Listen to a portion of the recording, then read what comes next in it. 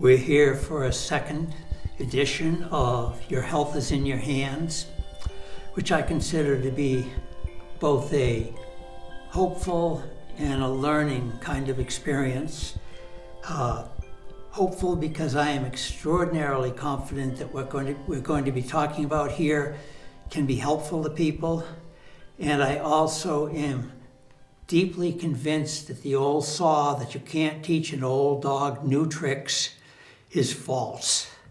This morning at the gym, I was able to make my best ever lift in my life of a squat for 160 pounds. And I feel pretty good about that. So I'm in a good mood and let's go forward. I'd like you to start by imagining something that I at least find delightful. Number of little snippets from a newborn's to a toddler's life. They thrive. One thing after another they learn how to do. They learn to roll over in the crib. They learn to babble and begin making noises that will become language. They learn to crawl on the floor, and then one day suddenly they stand up and usually fall down again. But they get it. They thrive, they grow, they get more weight put on, they get stronger. And it's a wonderful thing, and it happens so automatically, and it charms parents every single generation. It's great. And then imagine something else, because this scene is riveted in my imagination. I've been in old age places where there'll be 15 or 20 people lined up waiting to go in for dinner. Many of them looking excessively bored. It's something I'm not happy with, the very contemplation of it. They're in wheelchairs. And this is the place where the hope comes in. A lot of those people could, under the right circumstances, get rid of those wheelchairs and walk again. At Tufts University, at the Institute for Aging and Nutrition, they started in the late 20th century testing whether the kinds of exercises that I'm going to be talking today will actually work for the super old. A lot of the people that are in those wheelchairs got there because they fell, they hurt themselves in one way or another. And there are other causes of it too, but a lot of them are just there because they entered what we call the territory of falls, and then things cascaded down for them. And what we're talking about today is how not to get there, how to keep out of there, or if you're there, how to really make use of what's available to learn to stand and walk again. My own personal story in that is my father-in-law had his 100th birthday a couple of years ago. And in the lead up to it, he managed to give up walking, to be in a wheelchair, and he was very afraid in the week before his 100th birthday that he wasn't going to make it. Cardiac insufficiency and a lot of different things like that. And the night before the birthday party, I told him that he was going to end up in a nursing home because his wife couldn't handle it if he didn't do something. And I recommended to him that he get into an exercise program where he was living and get stronger. And in fact, he did get to his birthday party, had a wonderful 100th year birthday party, and then his wife and I had set him up with a personal trainer. And within a month, he was out of the wheelchair, he was walking up to 1/8 of a mile, and he managed to get a final trip to New Orleans where they lived in the winter, and just happy, and so was I. So I have a great conviction that a lot can be done for a lot of people if they'll just look at it and say, this is possible for me. And Tufts ran, but to get back to Tufts Institute for Aging and Nutrition, they put people through the same kind of training program as the New England Patriots use, as Dartmouth College uses, but not quite so strenuous. But the principles are the same. And what we want to go over today is the principles of training that if you use them will really pay off for you. It's just a small number of ideas, but if you've really got them, then you'll know what you're looking at and what you're trying to do. So let's start by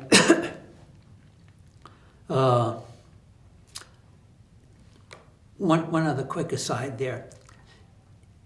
I worry about falls because it does so much damage to people, but it's a real sign that a corner has been turned, and you don't want to get there. And if you are there, you really want to do something about it.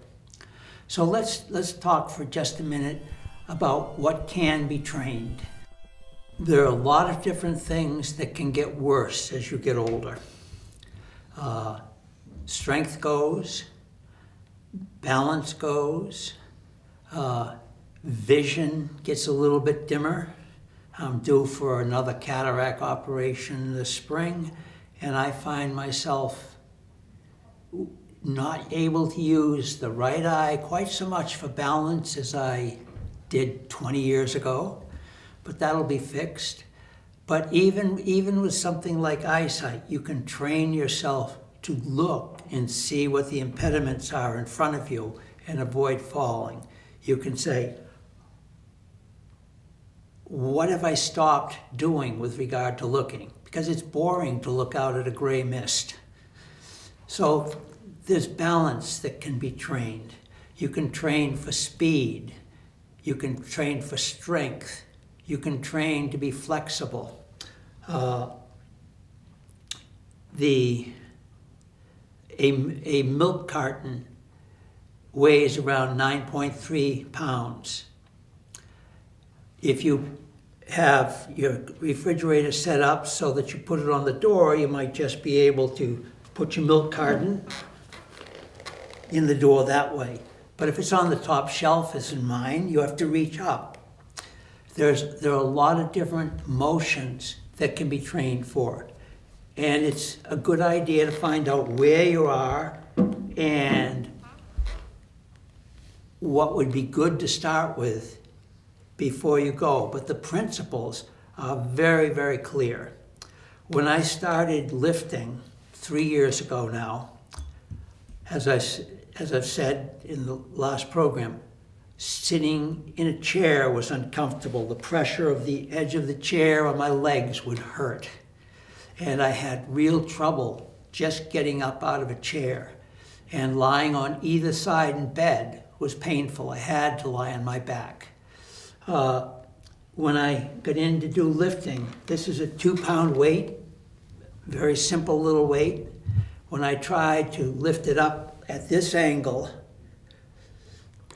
there's cat pain and there's elephant pain. Well, this pain was much more, a 2-pound weight was like elephant pain to me. I couldn't do it.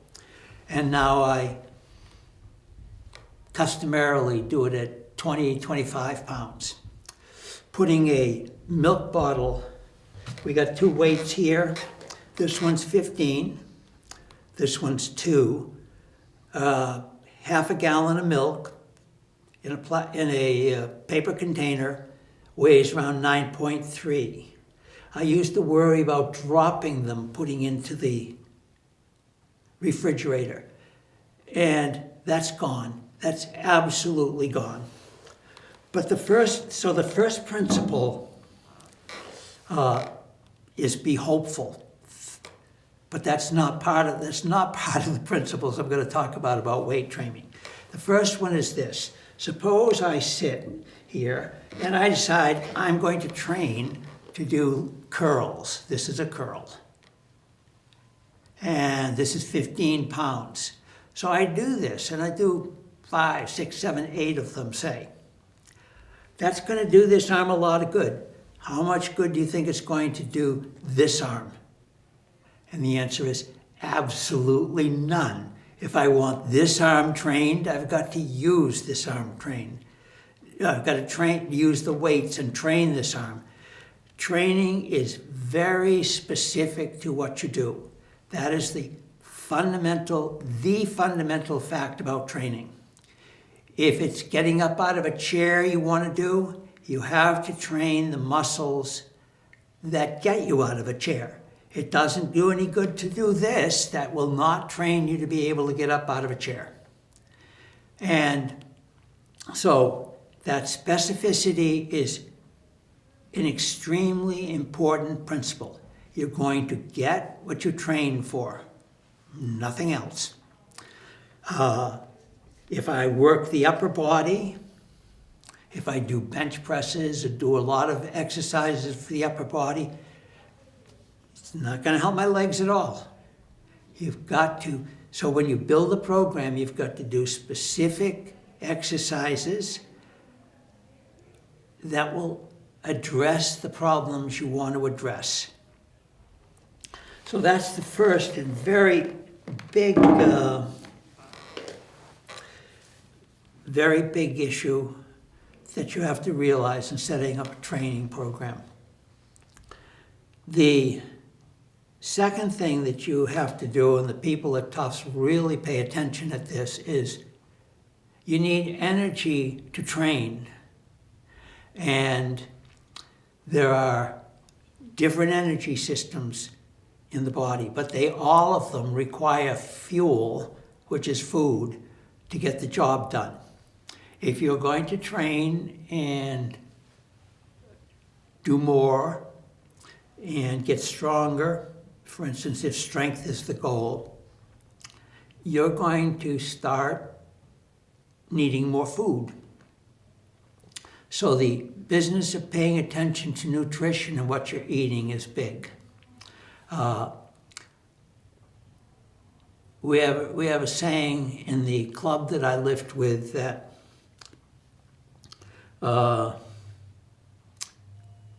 really the object, even if your object is losing weight and getting trimmer, don't start off trying to lose a lot of weight, because what you can't do is lose fat without losing muscle.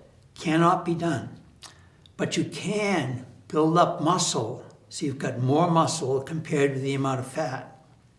And here's another hopeful thing. All my life, I've been a little bit chubby. Let's put it kindly. At 30, someone described me as an egg with legs. And I got up to 224 pounds. And I was 5'7". That's pretty portly. It was easy for me to gain weight. I could just turn around and I'd gain some weight. At this point, after working out for 3 years, I have a dreadful time not losing weight. So be patient if weight loss is your goal. Build up the muscle first, and then you'll find that the weight loss is a lot easier, because you can't lose fat without losing some muscle. Build the muscle first. So the nutrition and how you do that is really important. We've looked at specificity and that you must train exactly what you want to make improvements in. And we've looked at the need to have good nutrition so that you've got energy enough to do those, and you will get hungry after a good workout. And now we get to a principle that's easy to say, but in practice a bit harder. Every good program of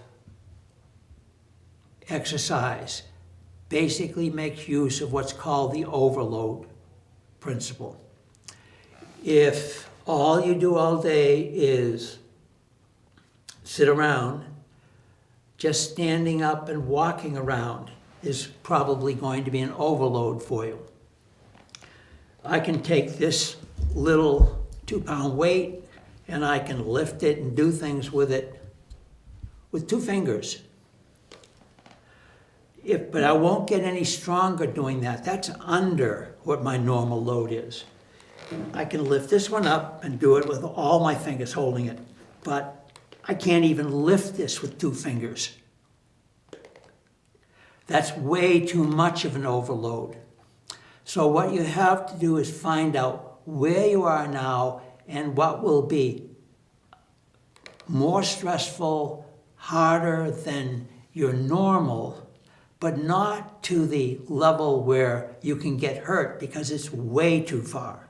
So it's a principle of overloading the muscle or overloading what you're exercising, but not too much. You get hurt if you try too much. It's much, much better to go slowly and build into it carefully. Getting hurt is a wonderful way to end up with a physical therapist. Why? Go slowly, take it really easy. My own feeling is the initial stages of a program to get yourself stronger should really be training to get trained. Really easy stuff to just get everything moving and so forth. So there's a principle of overload that's vital.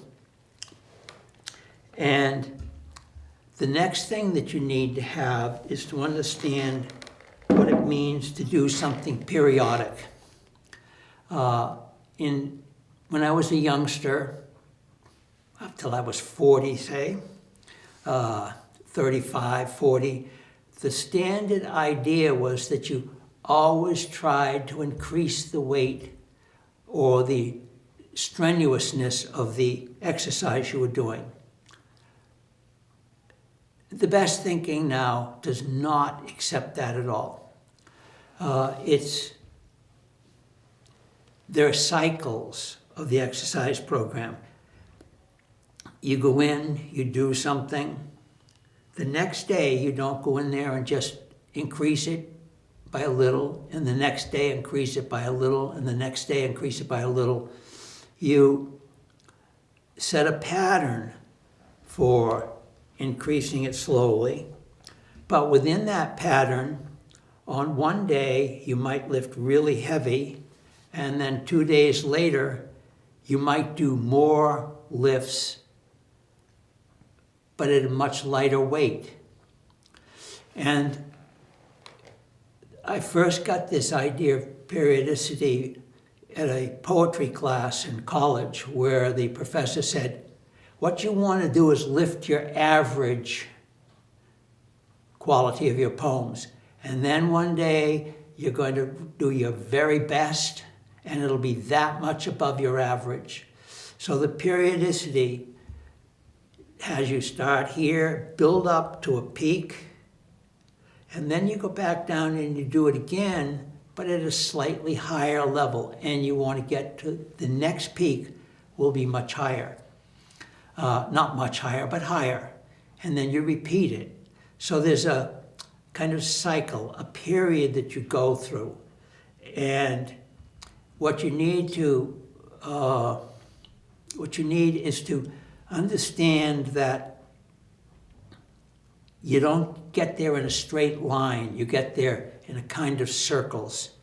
And another thing I would say to people that are in my age category or even 15 years younger that are looking at long period of time in which they want to be healthy is a message I sent to a very good friend of mine that had a stroke just a little while ago. And I said, and now she's thinking about physical therapy and so forth so she can remain in independent living. And I said, well, I've come to the conclusion that the older you get, the longer you need to exercise. 16-year-olds can make great progress in a half an hour. It takes a month for us. So these periods, you just repeat them, and then you repeat them, and you keep on getting stronger, or faster, or whatever it is you're training for. So consider this as something you do for the rest of your life, and you keep on getting stronger, because most everybody in this country is much weaker than they need to be. You lose a little bit from aging without doing any, well, work as hard as you want, and you're going to lose something with aging. 76 is not 16. But most people have lost way more than they need to, which is why somebody in a wheelchair, if they do the proper programs, will be able to get up and walk, very likely.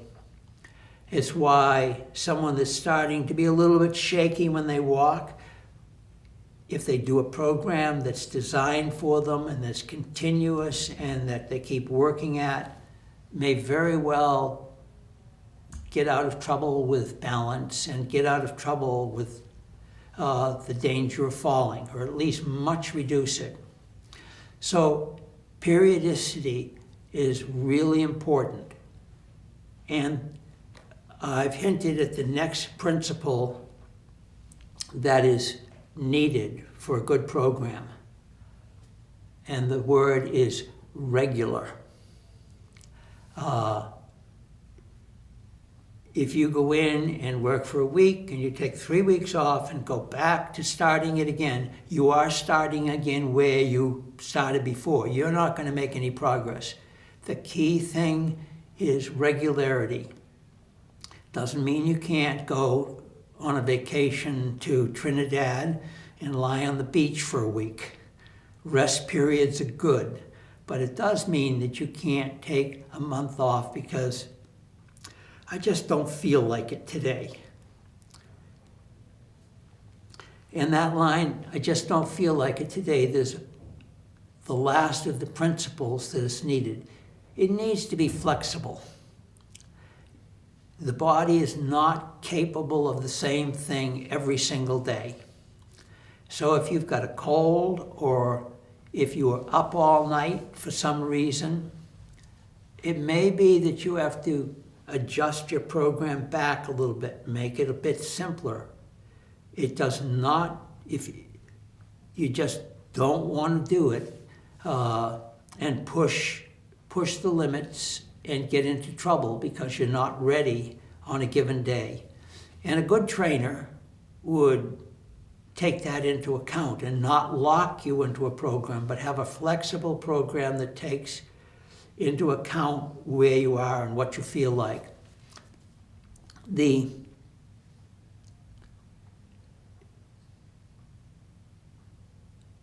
temptation, though, is to give in to little excuses. Oh, I don't feel quite like it today.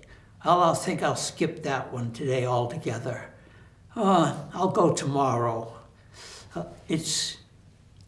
The regularity is critical. It's better to do 15 minutes a day of exercise regularly than 30 minutes once a week.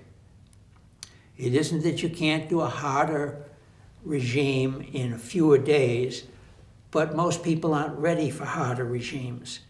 So the regularity and build up. You do 15 minutes a day for 3 months, go to half an hour. I personally think that the recommendations that people give that your exercise programs ought to amount to at least, I would say at least 8 hours a week working at exercise. But I'm pretty hardcore. Better 15 minutes a day than intermittent work. So those are the big things.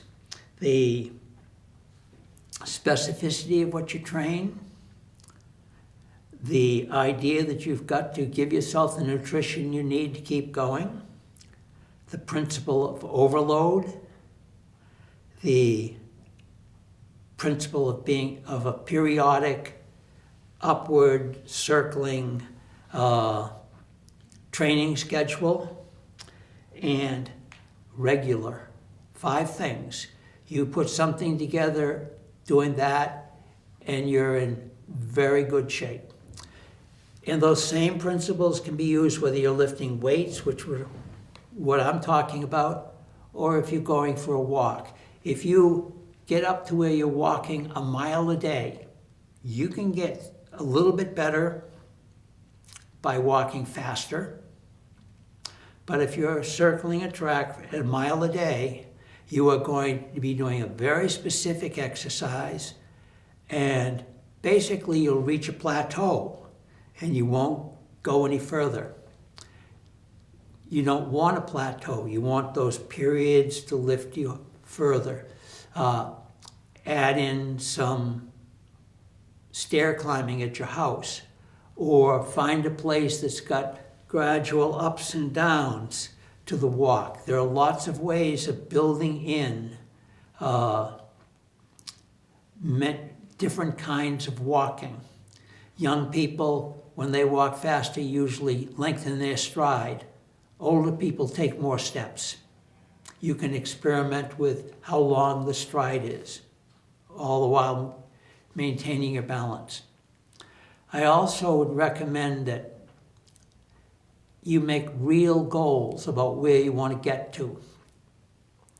And they should be SMART goals. There's a meaning for each one of those words. The goal should be SMART, should be specific, it should be measurable. You should be able to achieve it. There's no sense in saying you want to climb Mount Everest is the goal. It ain't happening. It needs to be regular, and it needs to be timed. It's not open-ended. You're going to achieve this goal within a certain reasonable time, and you learn what those lengths of time are. So those are principles that every professional sports team uses. They're the principles that they use at Tufts. They're the principles that rehab does if you're in the hospital. You need them. And once you've got a program set up that will do those things for you, then you can adjust it. You can add things in variety that will keep you happy and keep you interested. And I hope you'll do it.